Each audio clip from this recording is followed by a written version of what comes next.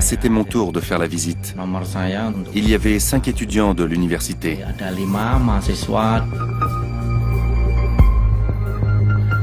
On est allé dans les combles.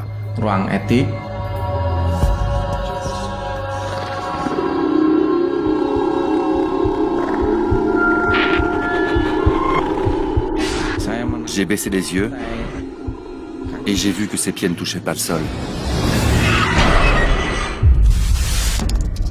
J'adore ce genre d'histoire, les histoires de fantômes. Beaucoup de gens ont été torturés, beaucoup sont morts. On a entendu une voix. Les histoires sur des endroits soi-disant interdits, déconseillés. Je ne suis pas un chasseur de fantômes. Les peurs, les superstitions cachent toujours une autre histoire. Une histoire vraie.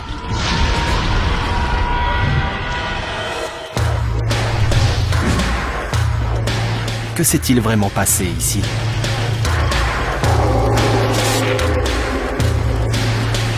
Si vous le saviez, entreriez-vous quand même?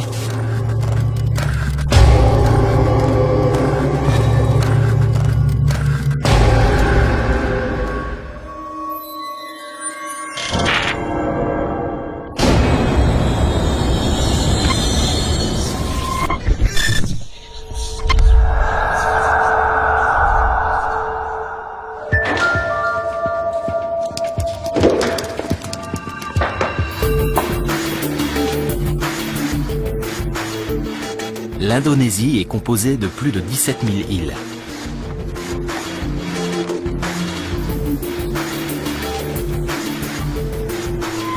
Là-bas, les croyances sont nombreuses, qu'il s'agisse de dieux, de fantômes ou de démons.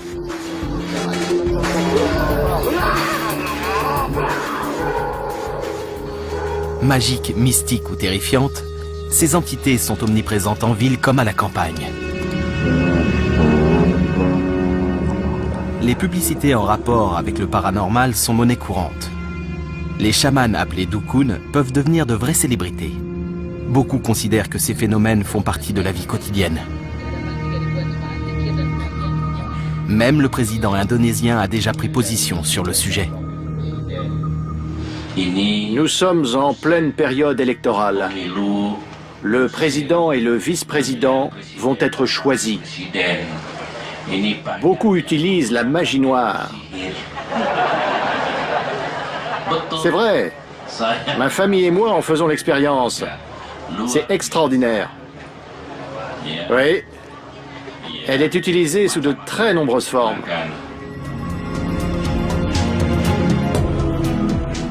Je suis convaincu que les lieux soi-disant hantés cachent souvent une histoire qui reste encore à découvrir. Je suis venu enquêter sur un bâtiment en particulier. Beaucoup pensent qu'il abrite une quantité inhabituelle de phénomènes paranormaux.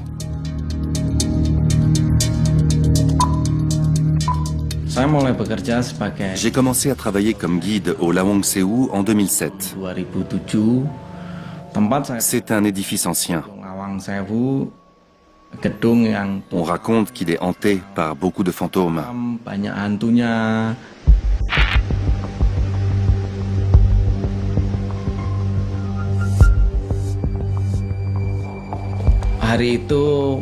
C'était la nuit vers 23 h. J'accompagnais un groupe de 5 étudiants. Ils prenaient des photos, me posaient des questions sur les esprits. À chaque fois, je répondais que je n'avais jamais rien vu de tel.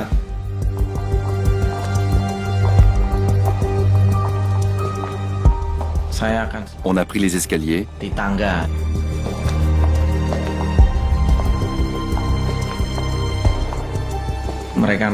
On est monté au premier étage dans un couloir très sombre. Ils ont commencé à prendre des photos et m'ont demandé de me pousser. Puis on a continué à monter les escaliers vers les combles.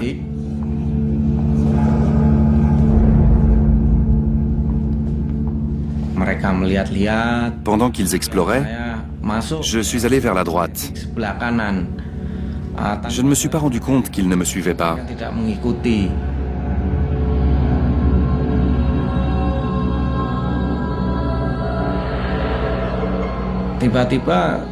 Tout d'un coup, j'ai senti quelque chose passer au bord des marches. J'ai vu une femme se diriger vers moi.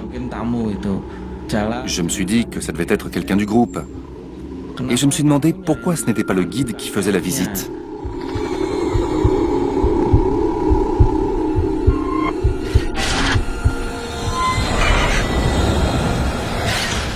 J'ai eu une absence. Et j'ai eu très froid tout d'un coup. Je n'arrivais pas à penser. Je ne voyais que ses longs cheveux et son visage. Il était plein de sang.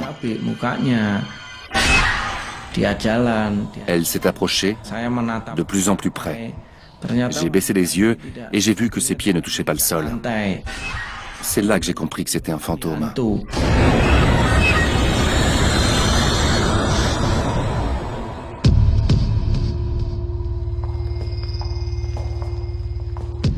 J'avais très peur.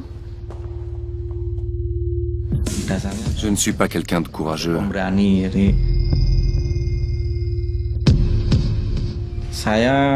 Je suis né à Java, donc je comprends la culture d'ici.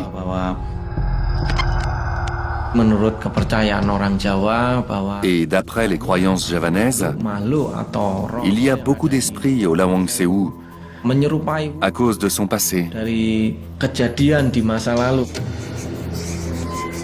Je ne crois pas aux fantômes. Mais je me pose une question. Toutes ces histoires de fantômes pourraient-elles avoir pour origine un événement bien réel? Pour y répondre, je vais devoir fouiller le passé de ce bâtiment.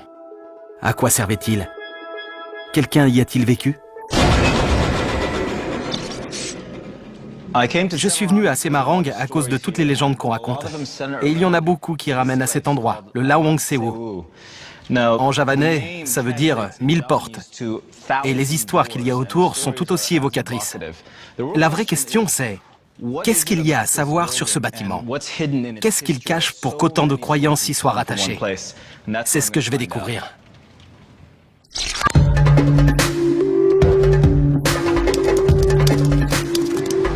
Semarang, capitale de Java centrale. Ce port qui s'étend à perte de vue a plus de 1000 ans.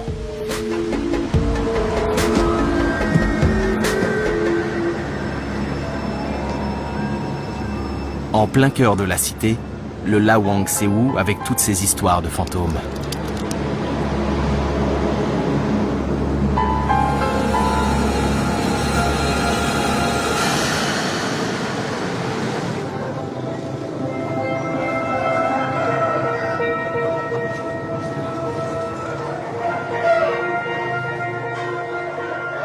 L'Indonésie est le pays qui rassemble le plus de musulmans au monde.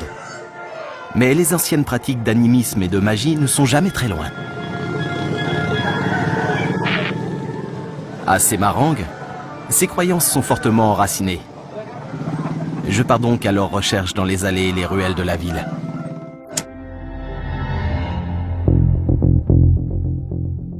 C'est un peintre médium, Andreas, qui va m'initier au monde surnaturel de Java. Il dessine et peint sa vision des dieux et des démons indonésiens sur à peu près tout ce qui lui tombe sous la main. Je sens une présence. Ici.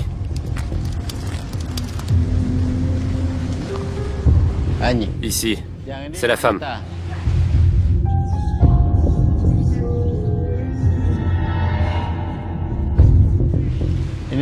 Elle habitait sur la colline de Gombel.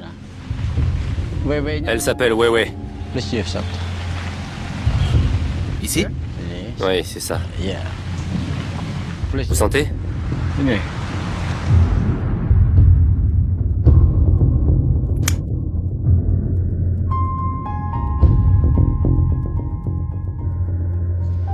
On croit beaucoup aux fantômes en Indonésie.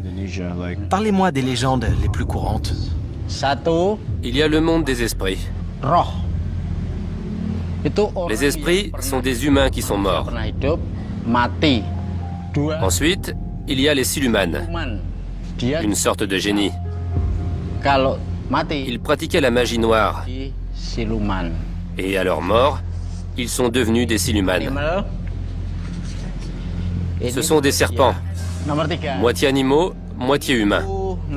La troisième s'appelle Wewe. Une femme nue. Oui, Wewe. Elle a de gros seins.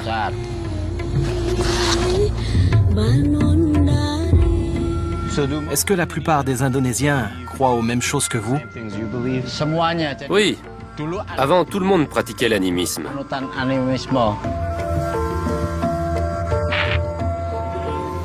Pourquoi il y a autant d'histoires sur le Lawang Sewu? Là-bas, il y en a 41. 41 fantômes. Pourquoi ils sont attirés là-bas? Là-bas, ils se sentent à l'aise, en paix. On les dérange pas.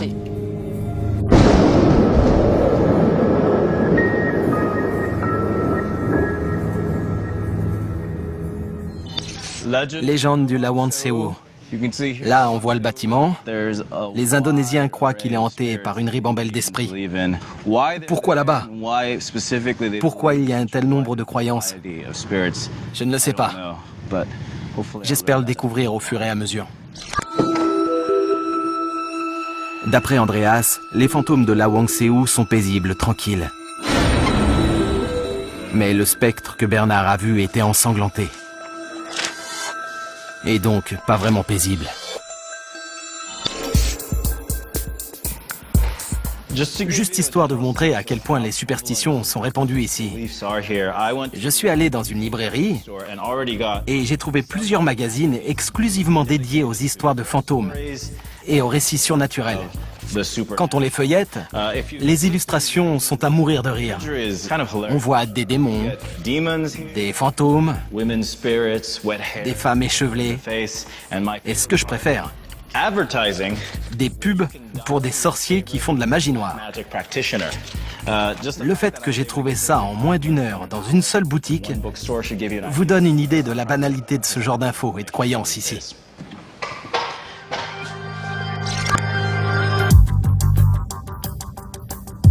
La culture populaire aide à comprendre pourquoi tant d'histoires de fantômes sont liées à un monument historique comme le Lawang Sewu. Beaucoup d'Indonésiens considèrent que les fantômes sont partout. Ils sont un divertissement, un spectacle. Et ce vieil édifice est une scène idéale.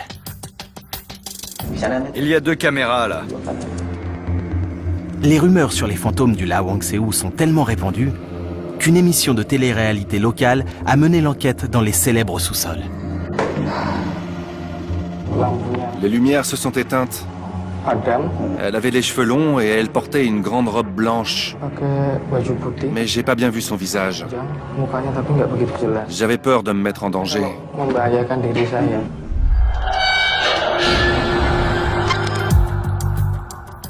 Beaucoup de gens prétendent avoir observé des phénomènes paranormaux dans ces sous-sols, notamment le fantôme d'une femme en robe blanche. Ça ressemble à l'esprit qu'a vu Bernard. Pourquoi cette zone rassemble-t-elle autant de fantômes? Faut-il chercher la réponse dans le passé du bâtiment? Il n'y a qu'un moyen de le savoir. Je ne peux pas filmer? Pourquoi? Bon, c'est... Désolé. Le Lawang Sewu, un monument historique que beaucoup croient hanté. Laetitia, merci d'être venue. Enchantée. Je suis venu en Indonésie pour découvrir la vérité sur ces histoires. Je retrouve Laetitia, mon contact ici. Mais on m'a refusé le droit de filmer. J'espère qu'en venant avec Laetitia, la réponse sera différente. Je filme un peu le Lawang Sewu. C'est à titre privé? Pour le diffuser. Alors? Elle dit qu'on n'a pas le droit de prendre quoi que ce soit si c'est pour le diffuser. Je peux pas filmer? Pourquoi? Malgré notre insistance, c'est non. On ne peut pas? Non. Peut-être pense-t-il qu'on cherche uniquement des sensations fortes.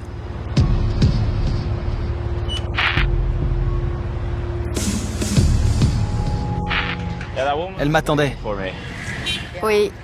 Désolée. Pas grave, t'as essayé.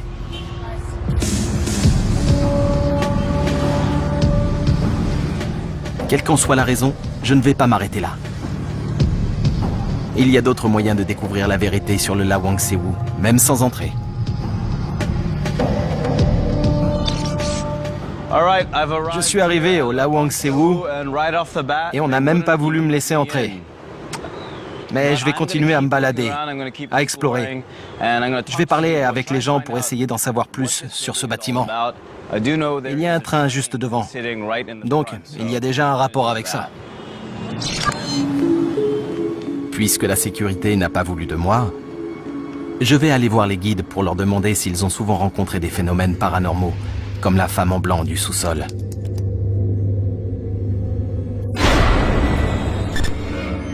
Vous travaillez au Lawang Sewu? C'est ça. Ouais.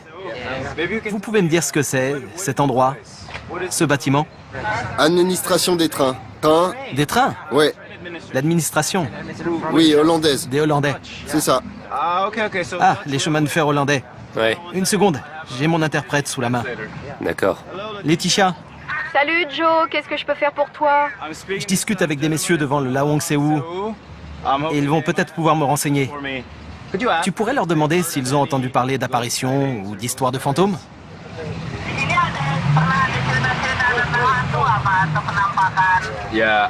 Oui, il y a des histoires, mais pas tant que ça. Tout le monde ne peut pas voir ces choses-là. Je suis venu ici à cause des histoires qu'on m'a racontées, notamment quelqu'un qui est guide, comme vous. Et vous, vous avez des choses à raconter? Moi, j'ai vu quelque chose. C'était en 2006. J'ai été poursuivi par un Gwenderuwo au sous-sol. Je ne l'ai pas revu depuis. Vous le décrivez comme étant noir, poilu. Qu'est-ce que c'était? Un homme très grand, poilu. Vous avez entendu parler d'une femme? Oui. Oui. Il y a des histoires sur une Hollandaise. On dit qu'elle est au rez-de-chaussée et qu'elle porte une longue robe blanche. D'accord, on dirait que je suis au bon endroit en fait.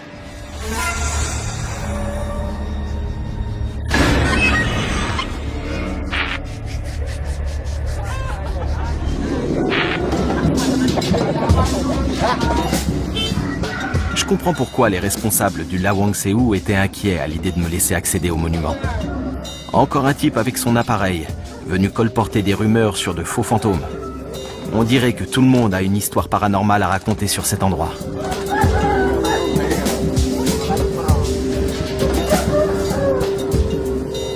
Ce bâtiment est une sorte de théâtre de l'absurde.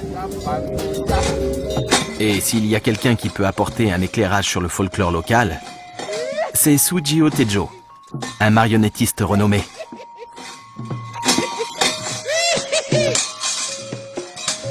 Lelepa, panganali iwa entah.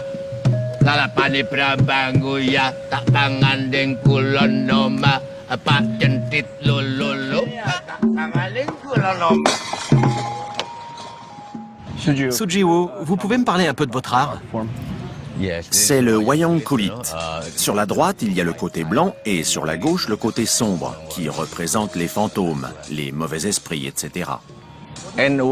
Pourquoi on l'appelle Wayang? Wayang veut dire Bayangan, c'est-à-dire ombre.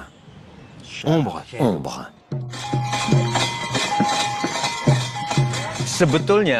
Il n'y a pas de personnage différent pour le bon et le mauvais côté. Ça veut dire que les deux, le positif et le négatif, sont potentiellement présents dans une même personne.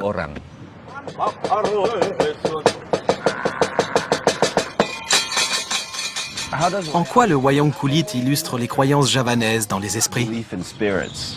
Le Wayang représente l'invisible, ce qui n'est pas ordinaire. Ce n'est pas quelque chose d'ordinaire de voir des fantômes et des esprits.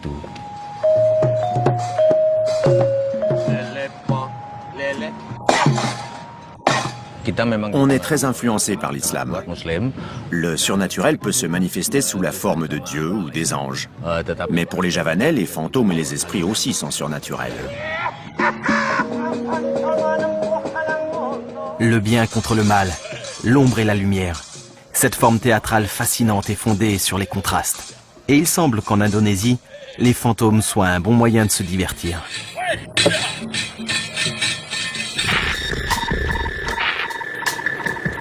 Je tourne à nouveau mon attention sur les légendes du Lawang Sewu. Et je me pose la question suivante. Au-delà du simple divertissement, est-il possible que les origines néerlandaises du monument aient inspiré ces esprits perturbés? Oui, hollandaise, Des Hollandais. c'est ça. Ah, le chemin de fer hollandais. L'histoire d'un des guides parlait d'une dame hollandaise. Ce qui n'est pas étonnant quand on sait que le bâtiment a été construit par des Néerlandais. Je m'appelle Nourianto et j'enseigne le droit à l'université de Semarang. J'aime l'univers du surnaturel.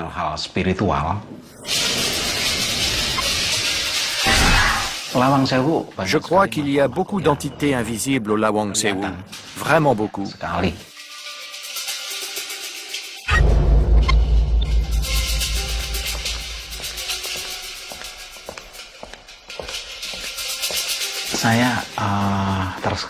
Une fois, j'ai rencontré un fantôme magnifique. Elle s'appelait Van Helen.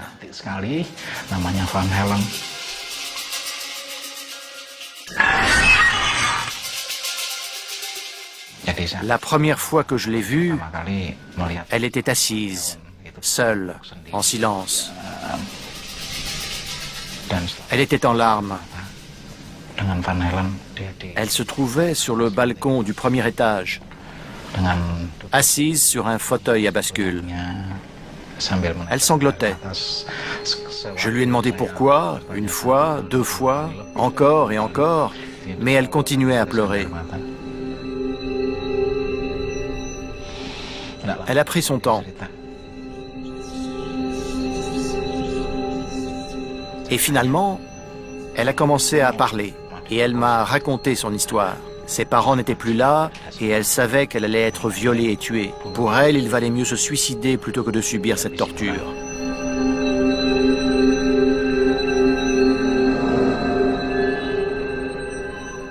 Pour moi, Van Halen est une bonne entité. J'ai pitié d'elle. Vraiment.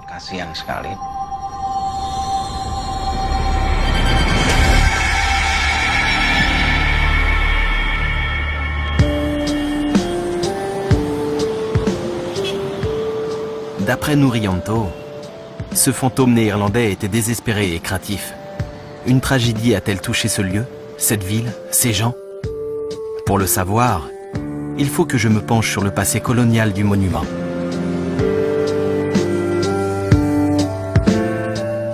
Les Néerlandais sont arrivés en Indonésie au XVIe siècle. Ils ont plus ou moins contrôlé le pays pendant environ 300 ans. Dans les années 1860, la première ligne de chemin de fer relie Semarang à une autre ville de Java centrale. Une quarantaine d'années plus tard, le Lawang Sewu devient le centre du système ferroviaire néerlandais. Ces trains qui traversent Semarang et le Lawang Sewu, que transportent-ils de si important ?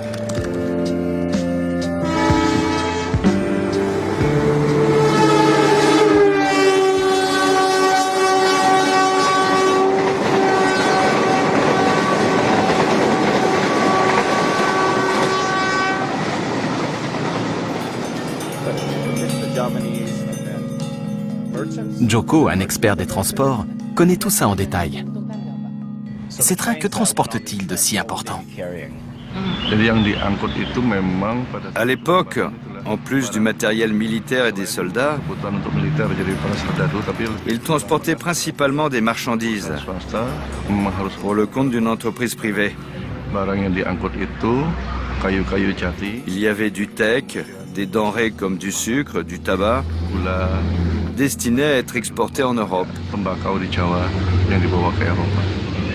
Et tout ça au profit du gouvernement néerlandais. Qui a construit les lignes?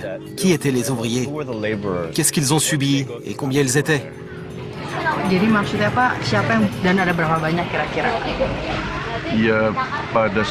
Le système en place était celui du rodi, le travail forcé. Les ouvriers n'étaient pas payés pour construire ces voies ferrées.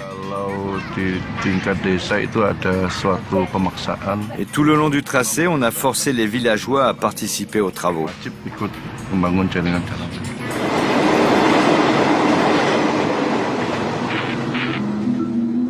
Il semble que pour beaucoup de Javanais, la vie à l'époque de la domination néerlandaise est loin d'être idéale.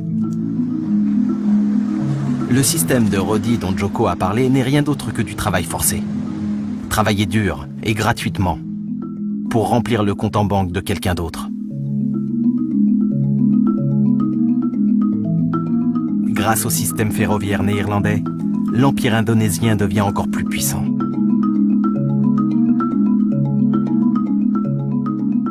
Des produits très demandés transitent depuis les plantations, à l'intérieur des terres jusqu'à Samarang, où elles sont expédiées par bateau pour répondre à une demande internationale grandissante. Plus l'acheminement est rapide, plus vite l'argent rentre dans les caisses. Et plus les profits augmentent, plus le ressentiment des Indonésiens croît lui aussi. Je suis au centre des archives et j'ai visionné des images, sûrement prises par les Néerlandais, qui montrent à quel point leur réseau ferroviaire était développé. Ce qui est intéressant, c'est que dans ces documents, les conditions, la dure réalité que connaissaient les ouvriers sont montrées comme secondaires. C'étaient tous des gens de la région, des Indonésiens, qui ont bâti à la sueur de leur front une machine financière d'une ampleur incroyable. Ce film illustre clairement l'importance du Lawang Sewu, le centre névralgique où arrivent les denrées en provenance des plantations de Java. Il montre aussi à quel point, à l'époque, l'Indonésie est un paradis pour les colons.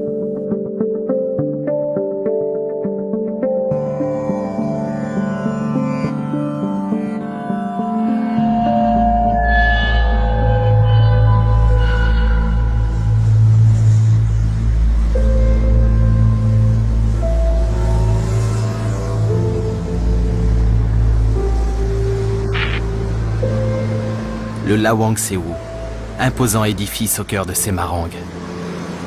Dans les années 1900, il est le symbole du pouvoir politique et économique néerlandais. Les vestiges de l'Indonésie batave sont toujours bien visibles. Beaucoup ne sont plus que des coquilles vides, abandonnées, en pleine décrépitude. Dans la ville de Semarang, on retrouve facilement l'architecture, la présence coloniale néerlandaise. Ce qui est clair, c'est que rien ici n'est amoureusement entretenu. C'est à se demander dans quelles circonstances l'Empire hollandais est tombé.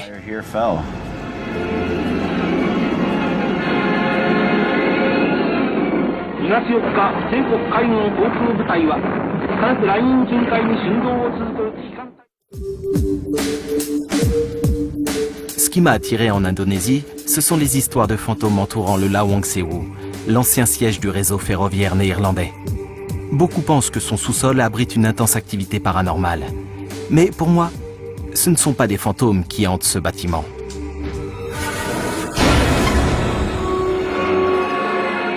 C'est son passé.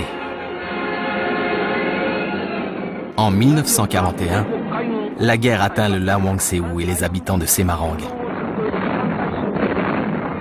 La guerre mondiale va tout changer.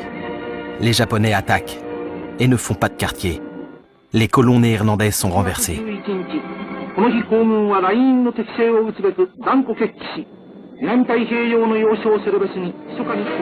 L'assaut est foudroyant. En moins de 2 semaines, les Japonais prennent le contrôle de Java. Que font alors les nouveaux maîtres des lieux? Qu'arrive-t-il aux Néerlandais?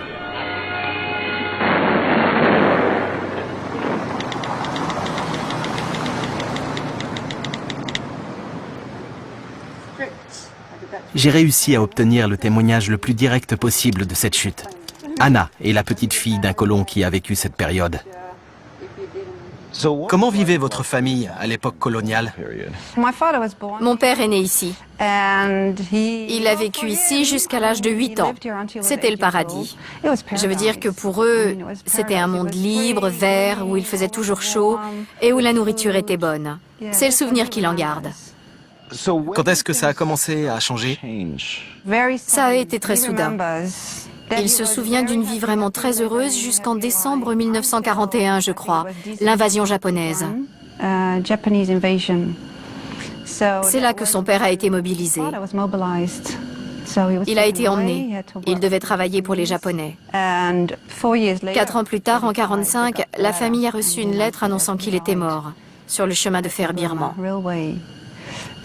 Donc oui, il a perdu son père.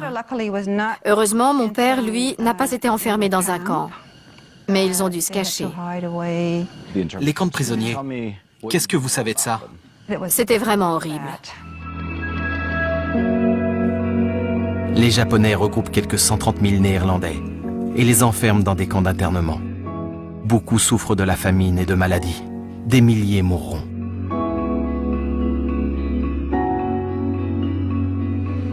Il y a eu un vrai retournement de situation. C'était très ironique que les Européens et les Eurasiens, qui étaient au sommet de la société coloniale, échouent aux positions les plus basses dans les camps de concentration.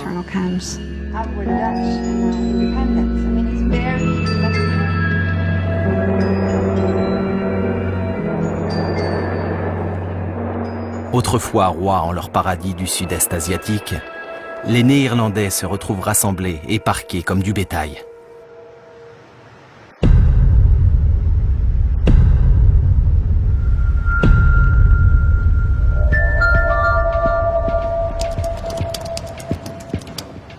On leur donne des cartes d'identification, autant de vies fichées, et dont beaucoup vont bientôt s'achever.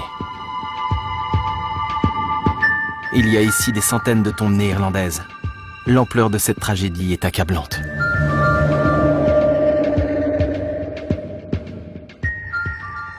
Je suis dans le cimetière néerlandais de Semarang.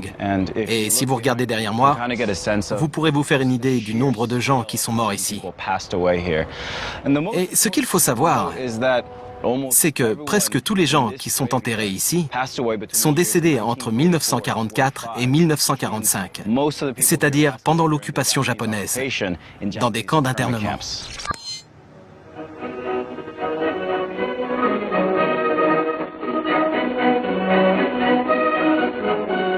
Pour les Hollandais, la fête est finie. Les Japonais contrôlent tout, y compris des structures stratégiques, comme le Lawangsewo. La population locale doit à nouveau se soumettre. L'historien Yang Kitio, qui est né et a grandi à Semarang, connaît bien les événements de cette période. Comment les Indonésiens ont réagi face à l'armée japonaise? À ce moment-là, ils étaient contents. Ils pensaient que leur sort allait s'améliorer par rapport à ce qu'ils avaient vécu sous le joug hollandais. Quelle ironie pour les Néerlandais de voir les Indonésiens accueillir à bras ouverts leur nouveau maître. Mais Yongki explique que l'euphorie est de courte durée.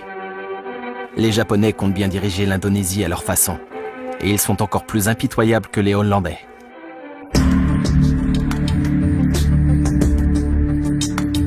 À Semarang, ils s'emparent des installations coloniales. Et comme les Néerlandais avant eux, ils contrôlent les chemins de fer depuis le Lawangsewo. D'après certaines rumeurs, ils utilisent les sous-sols du bâtiment pour emprisonner et torturer. Je me demande si c'est vrai, et si c'est pour ça que certains croient que les lieux sont hantés. Je demande à Yongki ce que les Japonais ont fait du Lawangsewo. Beaucoup de gens évoquent les sous-sols. Ils disent qu'il y a des chambres spéciales. En fait, elles étaient utilisées pour enfermer des prisonniers à l'époque coloniale hollandaise. Ces pièces existaient déjà sous leur domination. Ensuite, les Japonais les ont aussi utilisées pour torturer les insurgés qu'ils avaient fait prisonniers. Elles ont toujours été là. Mais l'usage qui en a été fait ensuite était pire, bien plus cruel.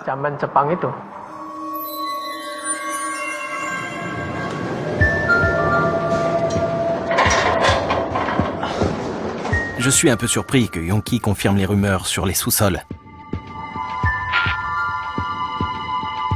Ça expliquerait leur réputation auprès des chasseurs de fantômes locaux.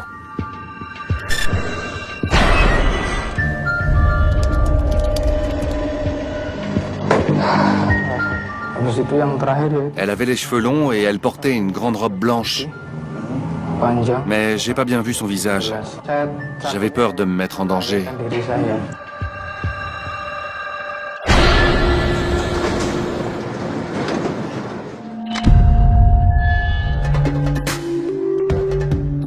Je ne peux pas accéder moi-même au sous-sol du Lawang Sewu. Je me rends donc au centre des archives pour chercher des éléments qui pourraient confirmer ce que Wong-Ki m'a dit sur les cellules. Mais je découvre que le bâtiment a été rénové récemment, car il a une valeur historique.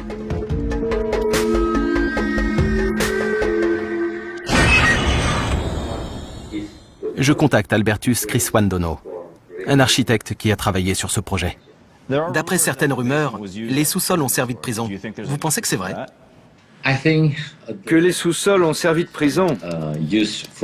Moi, je pense que c'est possible. D'après M. Criswandono, sous l'occupation japonaise, la situation est chaotique et des heurts éclatent autour du Lawang Sewu. Lui aussi pense que des insurgés ont été emprisonnés dans les sous-sols du bâtiment. C'était un contexte très difficile. Beaucoup de gens se battaient autour de Lawang Sewu. Des Hollandais, des Indonésiens. Et les Japonais ont arrêté tous ceux qui s'opposaient à eux et ont transformé les sous-sols en prison.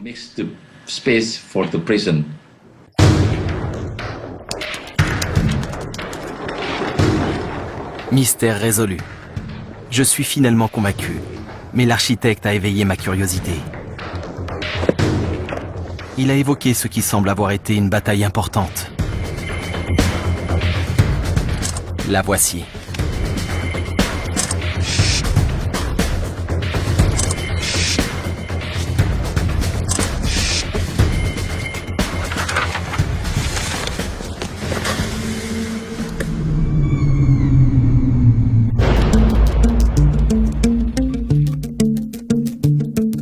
Pendant 5 jours, un conflit oppose les habitants de la ville aux forces japonaises lourdement armées. Les combats se déroulent au pied du Lawang Sewu. 2000 Indonésiens y perdront la vie.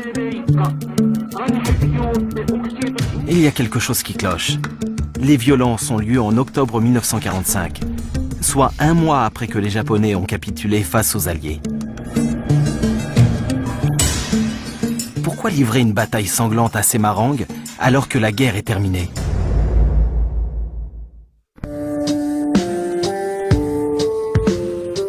Le Lawang Sewu est un bâtiment au passé riche en histoire. Je suis venu enquêter sur des rumeurs qui le disent hanté. Pour moi, ces histoires de fantômes ne sont justement que des légendes. Ce que je cherche vraiment, c'est ce qui a pu arriver par le passé.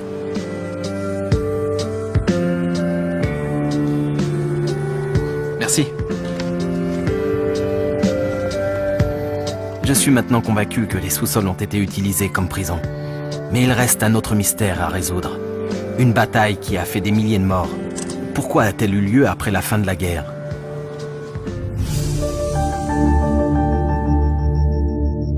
Je découvre alors l'origine du conflit. De jeunes combattants indonésiens demandent que l'armée japonaise rende les armes. Les forces présentes refusent. Et la situation dégénère rapidement.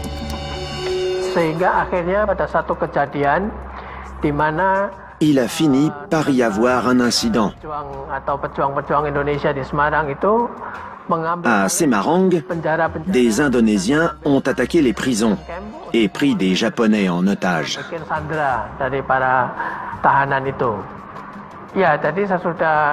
Les soldats en question ont été enfermés dans la prison de Bulu. Et par la suite, le commandant Kido a été informé qu'ils avaient été sauvagement assassinés.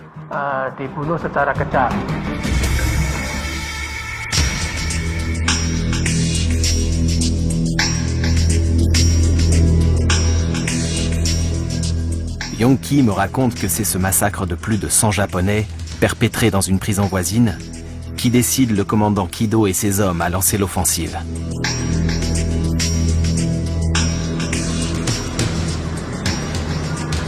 S'il avait accepté de rendre les armes, le bain de sang aurait été évité. Pourquoi le commandant Kido a refusé? Il voulait obéir à son supérieur, qui était à Jakarta. Il avait reçu pour ordre de rendre les armes aux Alliés, et à personne d'autre. En tant que soldat, il voulait respecter le code militaire, obéir aux ordres. Quelles que soient ses raisons pour le peuple de Semarang, cette fin a un goût amer.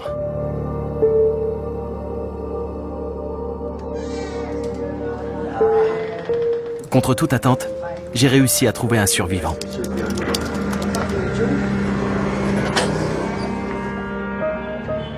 Je suis allé à Semarang et j'ai essayé d'en savoir un peu plus sur l'histoire de Lawang Sewu. À ce que j'ai compris, vous étiez à la bataille de Semarang. Je suis un vétéran. Je suis le responsable de l'association des anciens combattants de la bataille de Semarang. Et je suis retraité de la police. Quand les combats ont éclaté, quelle est la première chose que vous avez faite? Mon commandant nous a demandé « Qui veut se battre ?» J'ai levé la main et j'ai dit « Moi !» J'étais jeune et je pensais que je me devais d'être un policier responsable. Il faut être brave ou mourir. Quel genre d'armes vous aviez? Comment vous vous défendiez? On était de la police, donc on avait tout un arsenal. Les plus jeunes n'avaient que des lances en bambou. Combien de camarades des forces spéciales et de jeunes Indonésiens sont morts dans cette bataille? Des milliers. Les Indonésiens se sont battus avec acharnement. Des milliers y ont laissé la vie. Les forces alliées ont ensuite pris le contrôle du territoire et l'Indonésie est repassée sous domination néerlandaise. Après, les Hollandais sont revenus occuper le pays. Les Indonésiens comme Sudiono ont payé leur liberté au prix fort. À l'intérieur du Lawang Sewu, une colonne est dédiée aux jeunes hommes morts pendant la guerre contre le Japon.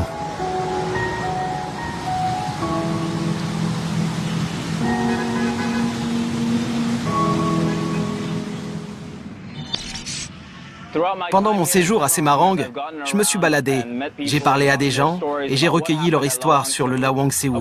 Bizarrement, je n'ai jamais eu l'impression de m'en éloigner de plus de quelques rues. Et là, quand je viens voir le monument qui commémore la guerre, je me retrouve à nouveau juste en face du Lawang Sewu. Ce qui est étrange sur ce mémorial, c'est que quand on regarde les visages représentés, on se rend compte qu'on ne peut pas faire de différence entre les victimes et les agresseurs. C'est exactement ce qui se passe dans une guerre. Peu importe qui on est, elle engloutit tout. On ne peut pas la contrôler. Et je crois que c'est ça l'histoire qui se cache derrière les événements du Lawang Sewu.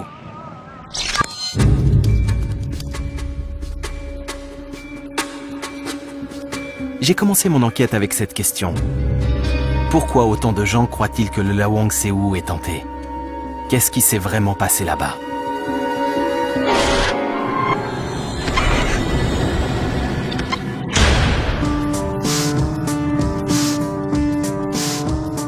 Cette interrogation m'a fait vivre une histoire bien plus épique. Un vrai film d'épouvante pour le coup. L'histoire de la colonisation de l'île de Java. D'un peuple soumis. Le mystère d'une bataille acharnée qui a fait des milliers de morts. Avec elle, les Indonésiens entamaient la lutte pour leur indépendance. Et il leur en a fallu du temps pour réaliser leurs rêves.